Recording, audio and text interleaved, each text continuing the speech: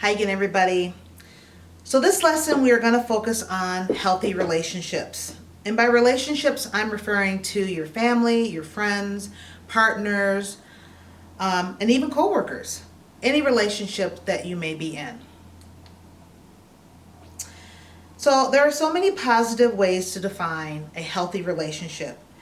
But generally speaking, a healthy relationship requires honesty, respect, good communication, disagreements that are handled fairly, support, trust, being heard, free of judgment, and recognizing boundaries should be key ingredients in all of your relationships. Relationships need to be maintained and require work. So to say healthy relationship is a broad term because what makes a healthy relationship thrive depends on the needs of the people in it. Healthy relationships don't look the same for everybody because people have different needs. Your specific needs around love, gratitude, recognition, appreciation, and respect will definitely change throughout your life. But some indications you're in a healthy relationship are not likely and shouldn't change. Below this video, you will find a link to a spreadsheet with a comprehensive list of signs of healthy relationship. But these three qualities in particular are significant ones. The first being boundaries. You need to identify and make clear what your boundaries are and have respect for the boundaries of others. Second is being yourself. Being your most authentic self and having good self-esteem for yourself that are independent of your relationships are key. And the third would be fighting fairly. So yes, in all relationships you will have those disagreements. And fighting fairly is a part of a healthy relationship. What makes it unhealthy is if the persistence and how situations are handled around fighting. And we'll talk a little bit more about that in a minute. So on the flip side, you're not always going to be in a euphoric state when you are with your family, with your friends, or with your partner. After all, no relationship is perfect, and you really shouldn't expect it to be. There are times when a parent is really angry with you, you feel hurt by your friends, or maybe you even hurt your friends. And even, yes, sometimes with your coworkers, you don't always get along. But how you recover on the other side really does define the relationship and defines it as being healthy or unhealthy. The important thing to note is that when you do see signs of unhealthy relationship, recognize what those signs are. And be aware of the warning signs. So again, like in the other list of healthy relationship characteristics, there is also below this video a link to unhealthy relationship characteristics that you need to you should watch out for.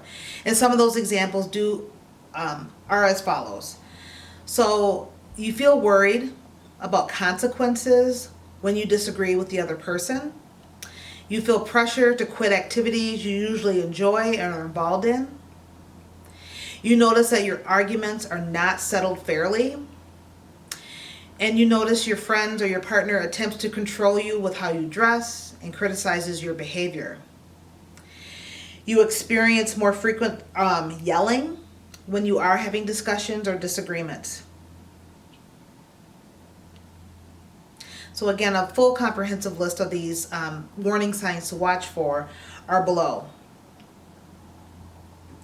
And again, it's not to say that your relationship's always going to be perfect and that you're not always going to be, you will have arguments, but really, again, if it's continuous and ongoing and you really feel that you're changing who you are, your authentic self, to please the other person, be it friends, be it a partner, that is a sign that you're in an unhealthy relationship.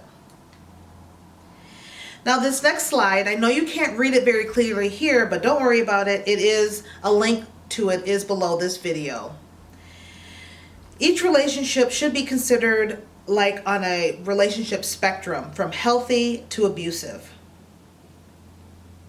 Each relationship is most likely to have a combination of healthy, unhealthy, as I said.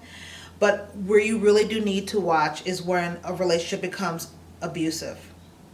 It's important for you to know when to continue a healthy relationship, and it's equally to know when you need to end. And it's not always easy to end and to get out of a unhealthy or abusive relationship, as friends or families may tell you it is. So again, below this video, there is a link to resources that are available to you to assist. So if let's say you're on campus once you get to college, at UW-Madison or wherever, an immediate resource is through University Health Services.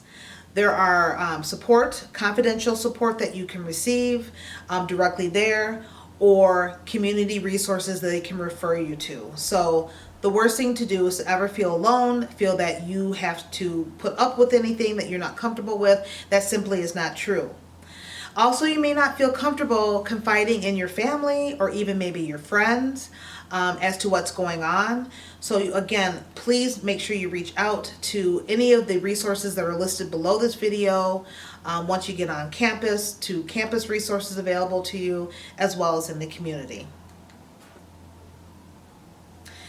Again, sometimes when you're having a fight with your partner, or maybe you're having disagreements with your friends, some things are manageable. They're everyday stresses that we all deal with, and we can confide and look to each other for support. But again, when you are feeling mentally, emotionally, or even physically abused, that is never okay. And that is when you need to reach out for help.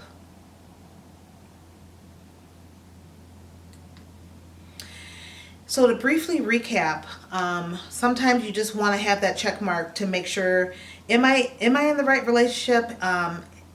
Really, you only can answer that for yourself, and use this as a guide. The acronym REST, R-E-S-T.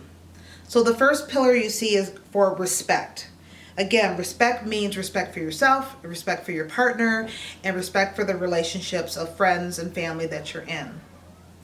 The E is for equality.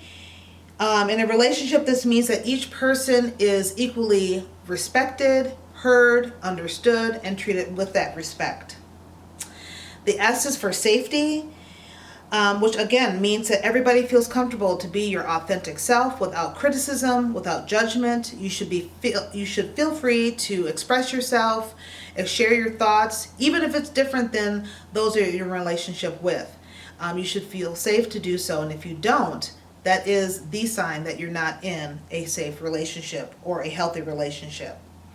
And the last pillar is for trust. Those in relationships should place your trust in each other. You should be able to trust folks that you call your friends. You should be able to trust the partner that you're in a relationship with, and that trust is not there. Working together to build trust, or perhaps recognizing this isn't the relationship for you.